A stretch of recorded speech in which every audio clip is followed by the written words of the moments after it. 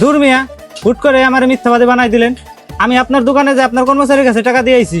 ভাই, সামান্য করে টাকার জন্য আপনি মিথ্যা কথা বলেন না। যদি আপনি টাকা না দিয়ে থাকেন তাহলে আমাকে বলেন। ভাই, আপনার কর্মচারীর ভিতর ঝামেলা আছে। আপনার যত কাস্টমার আছে সব তো নষ্ট করে ফেলাইবো।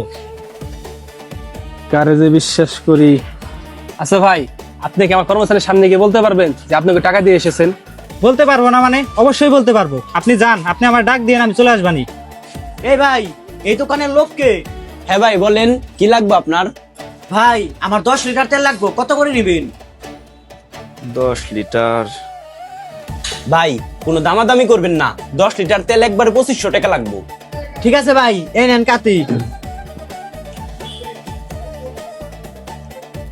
আরে এই যে 2500 টাকা, আপনি তেল মাপতে থাকেন, আমি ভিতর থেকে কিছু কেনাকাটা করে আসি।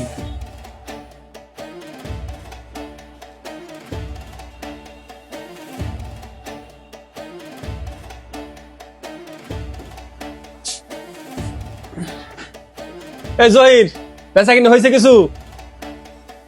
কাস্টমার একটা আইছিল, 10 লিটার তেল নিব, 2000 টাকা দামাদামি করবে লাগছিল, চইলেই গেছিল, দোকানে বেচা কিনেও নাই, ভাবলাম দিয়ে দেই। এনেন টাকা। 10 লিটার তেল 2000 টাকা তুই কেমনে বেচলি? আর তুই সত্য করে বলতো, সকালে কি তোর জুয়েল ভাই টাকা দিয়ে যায় নাই? ভাই, বেচা কিনে একদমই নাই, কাস্টমারটা চলে যাবে লাগছিল, তাই 10 লিটার তেল 2000 টাকা বেচছি। আর ভাই বিশ্বাস করেন, জুয়েল ভাই সকালে দোকানে আসে নাই। তুই বুঝিস, কিন্তু তুই জুয়েল ভাইয়ের সামনে বলতে পারবি সে তোর টাকা দেয় নাই? এই জুয়েল ভাই, আসেন ভিতরে আসেন।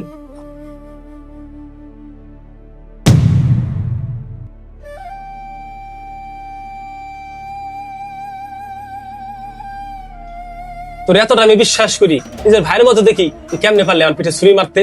তোরে কেমন বেতন দেয় না? তুই কেন করলি এরকম কাজ? ভাই, এবার কোন মতো আমার মাফ করে দেন, আমি ভুল করে ফেলাইছি। এই চুপ কর। ভাই, এরকম কর্মচারী যদি আপনার দোকানে রাখেন, আপনার দোকানে একটা মাছিও পড়বো না। ভাই, আমি আপনাকে একটা বুদ্ধি দিই। আপনি দোকানে না থাকাকালীন আমি একটা অচেনা লোক পাঠাবানি, তখন বুঝতে পারবেন কি কাহিনী। ঠিক আছে ভাই, আপনি অচেনা লোক পাঠাইন, কিন্তু ভাই আমি 10টা থেকে 12টা পর্যন্ত দোকানে থাকি না, তখন পাঠাইন। ঠিক আছে, আসি তাহলে। ঠিক আছে ভাই। ভাই, আপনি ঠিক বলেছেন, ওর যদি আমার দোকানে রাখি তাহলে ও তো আমার নিঃস্ব করে ফেলাইবো, আর ওর জন্য তো 2 দিন পর পাবলিক রাখা মায়ের খাইতে হইব। তোর মতো কর্মচারী আমার দরকার নাই, এখন আমার দোকান থামাইরা। আচ্ছা সর। এরকম কর্মচারীর জন্য ব্যবসা ধ্বংস হয়ে যায়। সবাই এরকম কর্মচারী থেকে সাবধানে থাকবেন।